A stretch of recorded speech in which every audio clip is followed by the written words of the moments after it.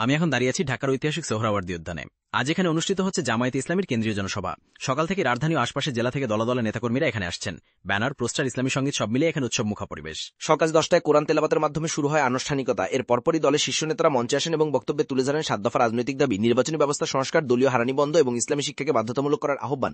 মার্জুয়ায় লাখো মানুষের উপস্থিতি, একদিকে তরুণদের মুখে স্লোগান, অন্যদিকে প্রবীণরা দোয়া করছেন। অনেকে এসেছেন পরিবার সহ। পুরো সোহরাওয়ার্দী এলাকার মুখর ইসলামপন্থী বাংলাদেশ চাই ধ্বনিতে।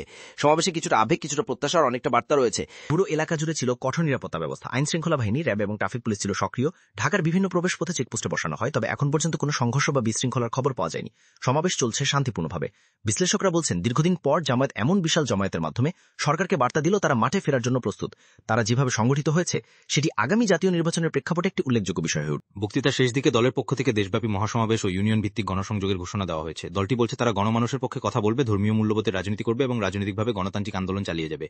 সব মিলিয়ে আজকের এই জনসমাবেশ ছিল বড় ধরনের রাজনৈতিক বার্তা। জামায়াত ইসলামী তাদের সংগঠিত অবস্থান তুলে ধরেছে। মাঠের প্রতিক্রিয়ায় বোঝা যাচ্ছে তারা আবারও সক্রিয় রাজনীতিতে ফেরার প্রস্তুতি নিচ্ছে। এখন দেখার বিষয় রাজনীতি কি মোড় নেয়।